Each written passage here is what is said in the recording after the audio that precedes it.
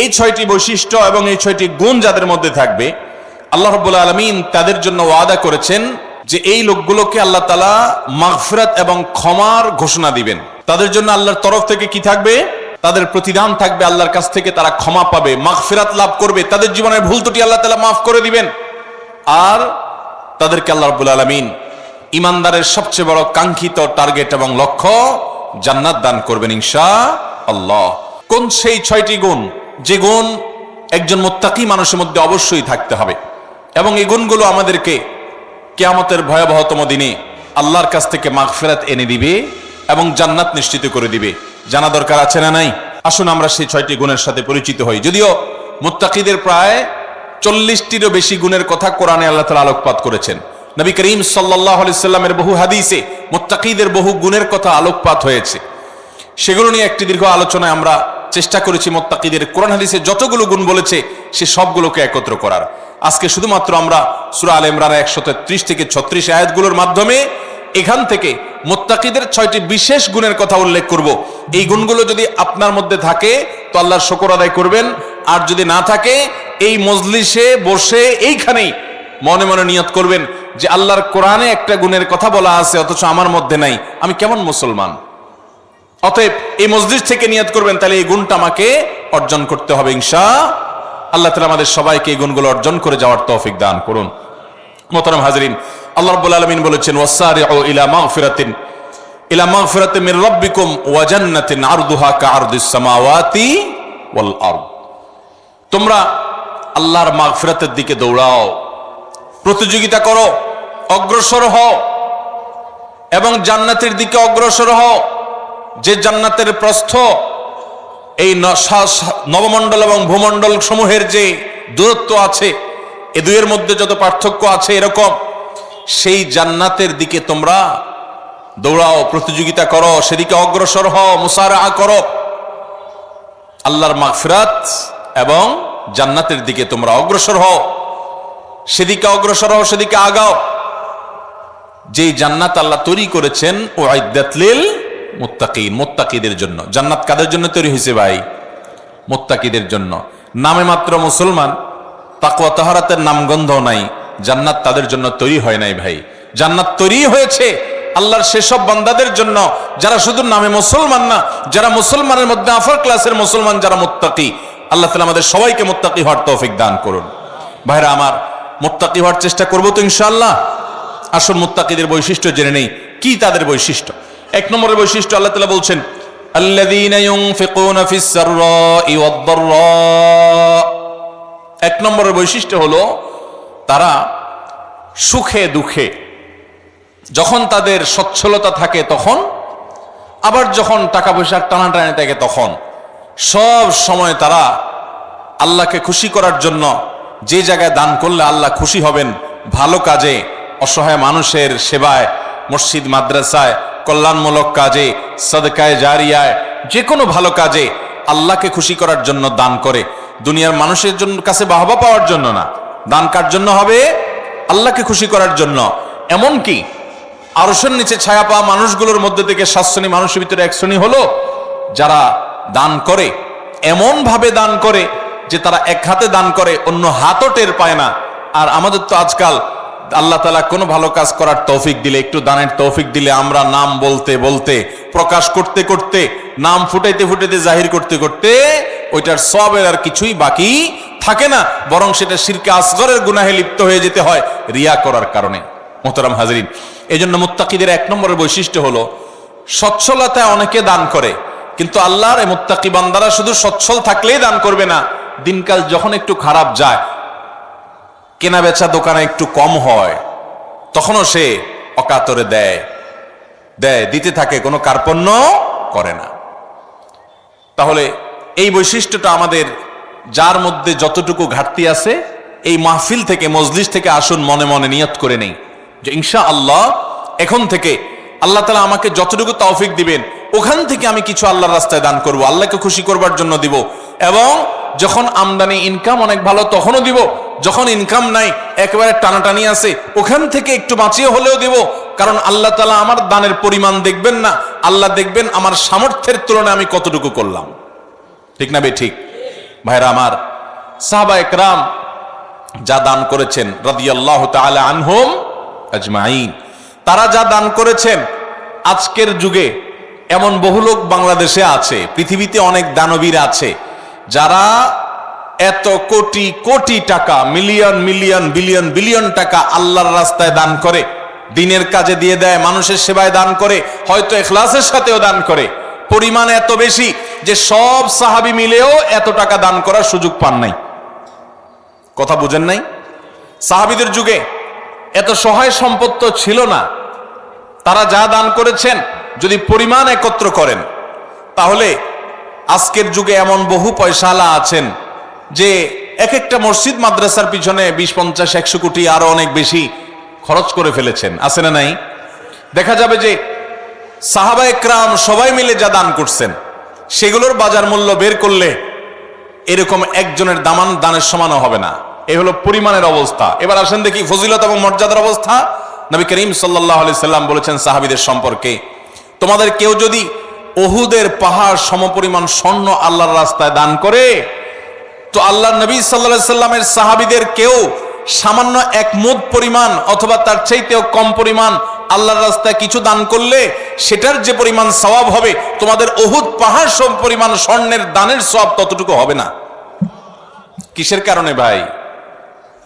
তাদের দানের ভিতরে যে ইখলাস ছিল, তাদের জানের ভিতরে যে নিষ্ঠা ছিল, নিয়তের ভিতরে যতটা নির্ভেজাল ছিল, আমাদের দান আজ এতটা নির্ভেজাল। তাদের উপার্জন যত হালাল ছিল, তাদের ভেতরকার নিয়ত যত খালেস ছিল, আমাদেরটা ততটা না। এই জন্য ভাইরা, মুত্তাকি মানুষ হিসাবে আমরা সুখে দুঃখে সর্বাবস্থা দান করব। শুধু দান করলে হবে না, আল্লাহকে খুশি করার জন্য দান করব। আর্থিক ইবাদত পয়সা করে দান করলে এই ইবাদতটার মধ্যে ভেজাল বেশি ঢুকে। এই ইবাদতটার মধ্যে ভেজাল কেন ঢুকে? ভেজাল কারণ নিজের ভেতর থেকে নফস বলে, প্রবৃত্তি বলে, মন বলে, এতগুলো টাকা দিয়ে দিলাম, একটা বারের জন্য যদি আমার নামটা ঘোষণা না দেয় কেমন হয়? আমরা একটু বলতে পছন্দ করি, জাহির করতে পছন্দ করি। কিছু মানুষকে শুনাইতে পারলে নিজের কাছে একটু ভালো লাগে যে হ্যাঁ, তারা জানবে আমি দান করছি। এই রোগটা আমাদের মধ্যে আছে না নাই? ভাইরা আমার, এটা কোনো ভালো গুণ না। হ্যাঁ, কোনো ব্যক্তি যদি প্রকাশ্যে দান করে, মজলিসে দাঁড়াইয়া 50,000, 1 লাখ টাকা কোনো ভালো কাজে দিবে নিয়ত করেন, তার উদ্দেশ্য থাকে যে আমার এটা শুনে আমার বন্ধু বান্ধব অনেকে আছেন তারাও অগ্রসর হবে, তাহলে সেটা ভালো। মানুষকে উৎসাহিত করার উদ্দেশ্যে করছি, আমি দানবীর এটা জানানোর দরকার নেই, এই উদ্দেশ্যে করলে ভালো। কিন্তু ভাইরা আমার, কিছু দান থাকতে হবে যেই দানগুলো আমি জানি, আমার রব জানেন, আমার স্ত্রীও জানেন না, আমার বন্ধু বান্ধবও জানেন না, মা বাবাও জানেন না, ছেলে মেয়েরাও জানে না। এরকম কিছু দান রাখার চেষ্টা করতে হবে ইনশাআল্লাহ। আপনি গোপনে গোপনে একজন গরিবকে নিয়মিত টাকা পয়সা দিয়ে যান, একটা গরিব ফ্যামিলিতে নিয়মিত কিছু চাল কিনে দেন, নিয়মিত কিছু ভালো কাজ করেন, একটা মাদ্রাসা কিছু টাকা নিয়মিত দেন। আপনি জানেন আর আপনার মালিক জানে, পরিবারের কাউকে জানেন না, বলেন না। এরকম কিছু নিরালা, এরকম কিছু নিবৃতে দান করার চেষ্টা করব তো ইনশাআল্লাহ। আজকাল ফেসবুকের যুগ, ইউটিউবের যুগ, সোশ্যাল মিডিয়ার যুগ। 2, 4, 10 টাকা দান করার পর ওইটা জাহির করতে করতে, পোস্ট করতে করতে, ওইটার জন্য লাইক কমেন্টের ধান্দা করতে করতে আমরা আমাদের আমলগুলোকে বরবাদ করে ফেলি। ঠিক না ভাই? ঠিক ভাই। অতএব সুখের সময় দান তো অনেকেই করে, দুঃখে কষ্টের সময়, টানাটানের সময় আমরা দান করব তো ইনশাআল্লাহ। যতটুকু আছে ওখান থেকে কষ্ট করে দান করব। অনেক সময় কষ্টের সময়ের 10 টাকা সচ্ছল সময়ের 10,000 টাকার চাইতে বেশি উত্তম হতে পারে। আল্লাহ দেখবেন যে আপনার আছেই 100 টাকা, সেখান থেকে আপনি 10 টাকা দিয়ে দিয়েছেন, আরেকজনের লক্ষ লক্ষ টাকা আছে, সেখান থেকে 10,000 দিছে। অতএব তার চাইতে আপনার ত্যাগের পরিমাণ বেশি। অতএব সর্বাবস্থা দান করব তো ইনশাআল্লাহ। ইমানদার এবং মুত্তাকি যাদের জন্য জান্নাত তৈরি করা হয়েছে, তাদের দ্বিতীয় বৈশিষ্ট্য হলো ওয়াল কাযিমিনাল গায়জ, যারা তাদের ক্রোধ, গোসা এবং রাগকে সংবরণ করে। বহু মানুষ আছে ভাইরা আমাদের সমাজে, রাগ উঠলে আর মাথা ঠিক থাকে না, আছে না নাই? বরং বেশিরভাগ মানুষই আমরা এই রোগের রোগী। কি বলেন? রাগ উঠলে মাথা ঠিক থাকে না।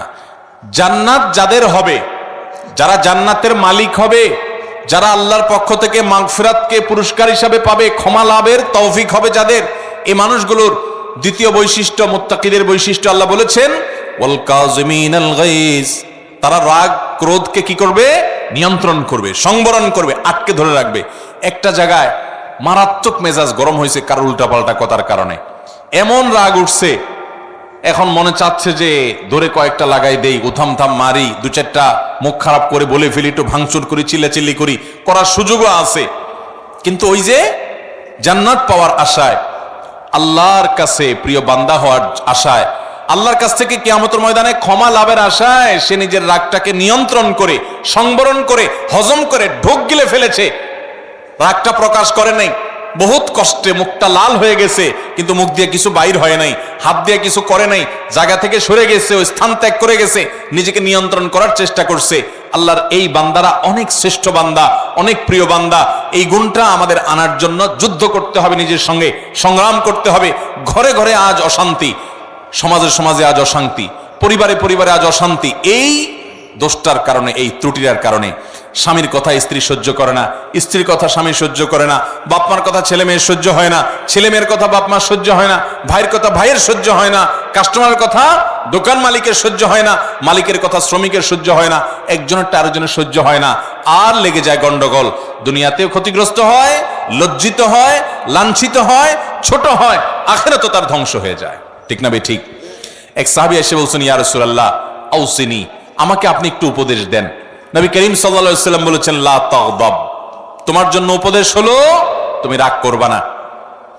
বলেন যে ইয়া রাসূলুল্লাহ এটা বুঝলাম, আরেকটা উপদেশ করেন। নবী করিম সাল্লাল্লাহু আলাইহি ওয়াসাল্লাম বলেছেন, দ্বিতীয় উপদেশও হলো রাগ করবা না।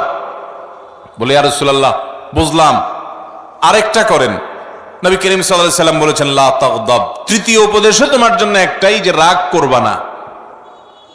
এরপর নবী করিম সাল্লাল্লাহু আলাইহি ওয়াসাল্লাম বলেছেন একবার, লা তাগদাব ওয়ালাকাল জান্নাহ, রাগ করবা না, জান্নাত তোমার হবে। রাগ করবা না, জান্নাত তোমার হবে। বদরাগী বদমেজাজি ভাইয়েরা বোনেরা আমার, নিজেকে নিয়ন্ত্রণ করার চেষ্টা করব তো ইনশাআল্লাহ। মনে রাখবেন, রাগ আসলো আর ছেড়ে দিলেন যেখানে সেখানে, মাত্রা জ্ঞান রাখলেন না, কার সামনে কোন জায়গায় কতটুকু রাগ ছাড়া যাবে, কতটুকু রাগ ছাড়লে আপনার মুখ খারাপ হবে না, আপনার দ্বারা আল্লাহর হারাম গুনাহ লঙ্ঘন, হারাম কাজ হবে না, গুনাহ হবে না, আল্লাহর সীমা লঙ্ঘন হবে না, সেই মাত্রা জ্ঞান রেখে পরিমাপ করে করে রাগ জাহির করতে হবে, নিজেকে নিয়ন্ত্রণ করতে হবে। নবী করিম সাল্লাল্লাহু আলাইহি ওয়াসাল্লাম বলেছেন, সবচেয়ে বড় বীর বাহাদুর হলো যে ব্যক্তি রাগের সময় নিজেকে নিয়ন্ত্রণ করতে পারে। অনেক শরীরে শক্তি আছে, এটা আসল বীরত্ব না, রাগের চোটে শরীরে আগুন ধরে গেছে, মাগার নিজেকে বহুত কষ্ট করে ঠান্ডা করে রাখছে। রাগ নিয়ন্ত্রণ করতে পারে না দেখে ওই জায়গা থেকে বের হয়ে গেছে।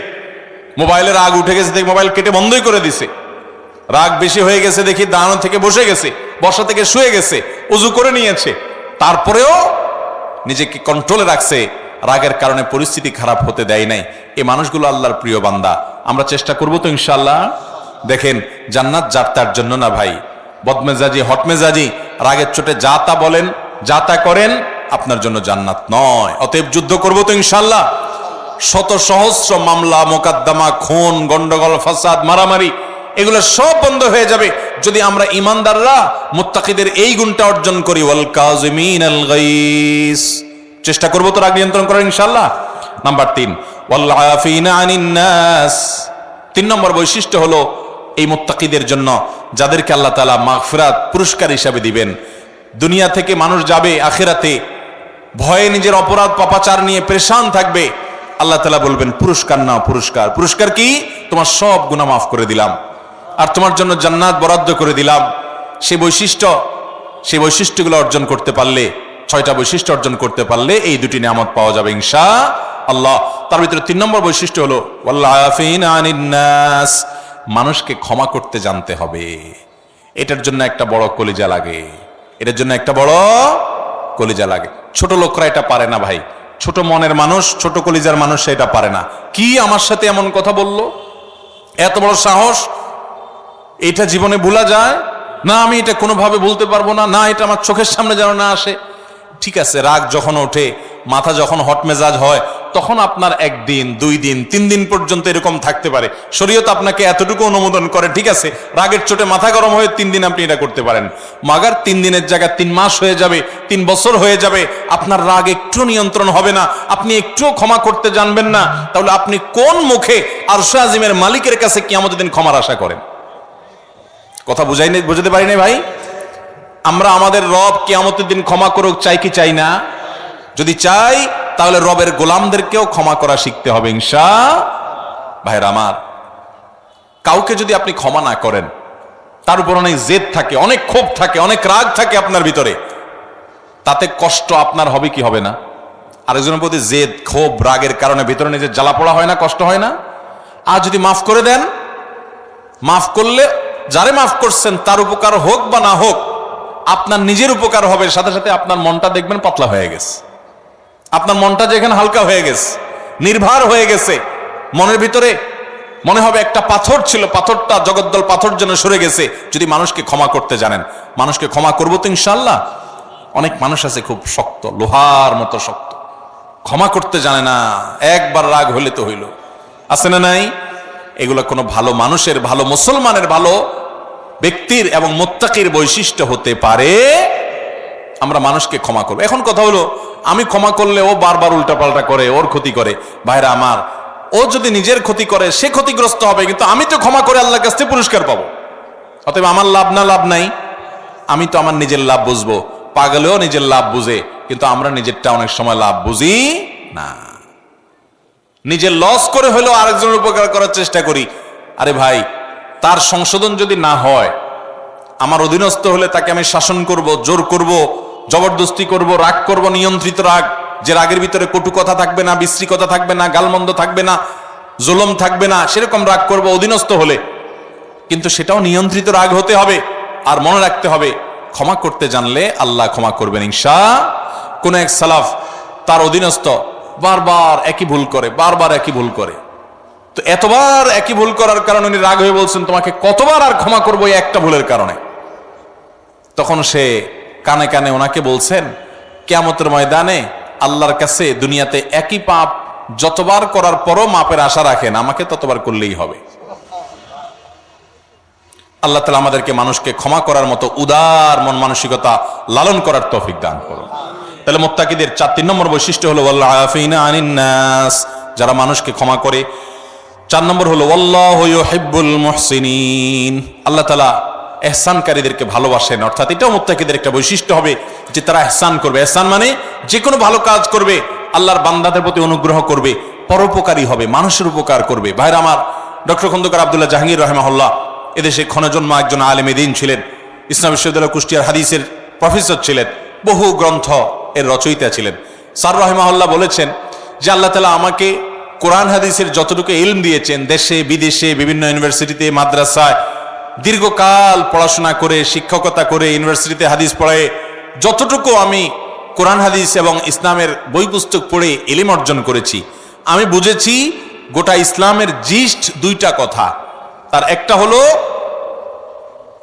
আল্লাহর প্রতি ঈমান আনার পর এবং আল্লাহর মৌলিক মোটা মোটা ফরজ বিধানগুলো মানার পর আল্লাহর জমিনে যে আমলটাতে আল্লাহ সবচেয়ে বেশি খুশি হন, সেটা হলো কোনো মানুষ যখন কোনো মানুষের উপকার করে। আর দ্বিতীয় কথা যেটা শুনলাম, বুঝলাম কোরআন হাদিস থেকে, সেটা হলো যে কুফরির পর, বড় বড় কবিরা গুনাহগুলোর পর আল্লাহ সবচেয়ে বেশি নাখুশ হন, অসন্তুষ্ট হন বান্দা যখন আরেকজনের ক্ষতি করে, ক্ষতি করার চেষ্টা করে, পিছে লাগালাগি করে। ভাইরা, এই রোগটা, মানুষের পিছে লাগার রোগটা আমাদের মধ্যে আছে না নাই? আছে। অযথা দেখবেন মহিলাদের মধ্যে রোগ আছে, দোকানদারদের মধ্যে রোগ আছে, রাজনীতিবিদদের মধ্যে রোগ আছে, হুজুরদের মধ্যে রোগ আছে, সাধারণ মানুষের মধ্যে রোগ আছে, যে পিছে লাগ, এর গোষ্ঠী উদ্ধার কর, আছে না নাই? ইমানদার কারোর পিছে লাগবে না ভাই। ইমানদার নিজের চরকায় তেল দিবে। আমার কি হবে কিয়ামতের ময়দানে আমি জানি না। জীবনে 4 রাকাত নামাজ ঠিক মতো নামাজ পড়ে, মনোযোগের সাথে, খুশুখুশুর সাথে পড়ে আল্লাহর কাছে পেশ করার মতো রেডি করতে পারি নাই। কত ত্রুটি, কত মনোযোগ কোন দিক চলে যায়। সেখানে আমি সারা দুনিয়ার মানুষকে নিয়ে লাগবো, আমার নিজের কি হবে সেই চিন্তা করবে, সেই সাথে অন্যের ইসলাহ করব, মানুষের ক্ষতি করার উদ্দেশ্যে, ছিদ্র বের করার উদ্দেশ্যে, দোষ ধরার উদ্দেশ্যে পিছনে লাগালাগি করা, ধর্মের নামে, ইসলামের নামে আমরা অনেক সময় এক গ্রুপ আরেক গ্রুপের বিরুদ্ধে লাগি কি লাগি না ভাইয়েরা, ফেসবুকে, সোশ্যাল মিডিয়াতে, অনলাইনে, অফলাইনে। তো ইমানদার এটা করবে না। ইমানদার পরোপকারী হবে, মানুষের কল্যাণকামী হবে, ইহসান করবে এবং যে কোনো ভালো কাজ পাইলেই সেটা করার চেষ্টা করবে। আল্লাহু ইউহিব্বুল মুহসিনিন। 5 নম্বর বৈশিষ্ট্য হলো ওয়াল্লাযীনা ইযা ফাআলু ফাহিশাতান আও যালামু আনফুসাহুম যাকারুল্লাহ, যারা কোন অশ্লীল, অন্যায়, জেনা, ব্যভিচার, অপরাধমূলক যে কোনো কর্মকাণ্ড, কোন একটা গুনাহের কাজ করে ফেলেছে, কারো গীবত করে ফেলেছে, কাউকে কষ্ট দিয়ে ফেলেছে, বা কোন একটা গুনাহ করে ফেলেছে। ওয়াল্লাযীনা ইযা ফাআলু ফাহিশাতান আও যালামু আনফুসাহুম, অথবা নিজের প্রতি নিজে অবিচার করেছে। ভাইরা আমার, আমরা গুনাহ করলে কার ক্ষতি হয়? আল্লাহর ক্ষতি হয়। আল্লাহর কোনো হুকুম লঙ্ঘন করলে আল্লাহর ক্ষতি হয়। আল্লাহর কোনো ঠেকা আছে ভাই? আমরা দুনিয়ার সব মানুষ মিলে যদি একত্র হয়ে সবাই মিলে যদি হারামে চলে যাই, আল্লাহর কোনো লস আছে? আল্লাহর কোনো লস নাই। আর আমরা সবাই মিলে যদি আল্লাহর গোলামি শুরু করে দিই, আল্লাহর কোনো লাভ আছে? আল্লাহর কোনো ঠেকা নাই ভাই। এই জন্য নিজে অপরাধ করে, পাপ করে যে নিজের প্রতি অবিচার করি, আও যালামু আনফুসাহুম, নিজের প্রতি যদি নিজে অবিচার করেন, অশ্লীল কাজে লিপ্ত হন, এরকম কোন কাজ করার পর যাকারুল্লাহ, আল্লাহর কথা স্মরণ হয়, রে আমার সৃষ্টিকর্তা আল্লাহ তো দেখছেন, তার কাছে তো জবাবদিহি করতে হবে, এটা মনে হওয়ার সঙ্গে সঙ্গে ফাস্তাগফারু লিযুনুবিহিম, সাথে সাথে ওই অপরাধের জন্য আল্লাহর কাছে মাপ চায়। ওয়া ইয়াগফিরুয যুনুবা ইল্লাল্লাহ, আর সে জানে আল্লাহ ছাড়া কেউ মাফ করতে পারবে না এই অপরাধ থেকে, এজন্য সে আল্লাহর কাছে ওইভাবে কায় মনোবাক্যে মাপ চায়। এই বৈশিষ্ট্যটা থাকবে যাদের, মুত্তাকিদের, যে কোনো গুনাহ হলে, মানুষ হিসাবে গুনাহ হয়ে যেতে পারে, যখনই গুনাহ হয়ে যাবে সাথে সাথে বিলম্ব না করে দ্রুততার সাথে আল্লাহর কাছে মাপ চাইবে। আল্লাহর কথা স্মরণ হবে, আরে আমি তো এটা করতে পারি না, ইমানদার হিসাবে, জান্নাত প্রত্যাশী মানুষ হিসাবে সে আল্লাহর কাছে মাপ চাবে। 6 নম্বর বৈশিষ্ট্য হলো ওয়ালাম ইউসিরু আলা মা ফাআলু ওয়া হুম ইয়ালামুন, এবং একটা পাপ একবার হয়ে গেলে নিজেকে নিজে সে ভৎসনা করে, রাগ করে, নিয়ন্ত্রণ করে, আর সে সেই অপরাধের ধারে কাছেও যায় না। একবার হয়ে গেছে, আল্লাহর কাছে মাপ চাইছে, আর যেন না হয় সেজন্য সে আপ্রাণ চেষ্টা করে। এটা হলো 6 নম্বরের বৈশিষ্ট্য।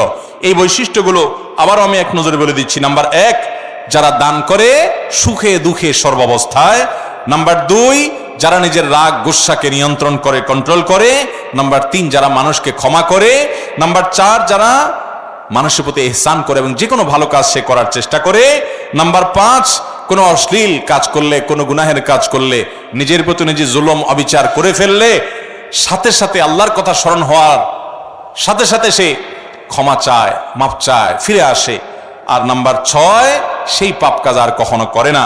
এই 6টি বৈশিষ্ট্য যাদের থাকবে, আল্লাহ বলেছেন উলাইকা জাযাউহুম মাগফিরাতুম মির রাব্বিহিম ওয়া জান্নাত, এই লোকগুলোর আল্লাহর পক্ষ থেকে কিয়ামতের ময়দানে এই 6টা বৈশিষ্ট্য নিয়ে যদি কেউ যেতে পারে, তো আল্লাহর পক্ষ থেকে সে ক্ষমা এবং মাগফিরাত এটা পুরস্কার হিসাবে গ্রহণ করবে এবং জান্নাত লাভ করবে। তাজরি মিন তাহতিহাল আনহার, যার তলদেশ দিয়ে নহর প্রবাহিত হবে, সেই চিরসুখের ঠিকানা জান্নাত পাবে। খালিদিনা ফিহা, সেখানে সে চিরকাল থাকবে। ওয়া নি'মা আজরুল আমিলিন, আর আল্লাহর জন্য আমলকারী বান্দাদের পুরস্কার কতই না সুন্দর এবং উত্তম হবে ইনশাআল্লাহ। মুত্তাকিদের এই 6টা গুণ অর্জন করার চেষ্টা করব তো ইনশাআল্লাহ। আমি যেটা শুরুতে বলেছি এখন আবারও বলছি, আপনার আমার ভিতরে সেটা আছে না নাই ওইটা রিলেট করি, ওইটা খেয়াল করি, যেটা নাই ওইটা আনার চেষ্টা করি, করবো তো ইনশাআল্লাহ। আল্লাহ তাআলা আমাদের সবাইকে তৌফিক দান করুন।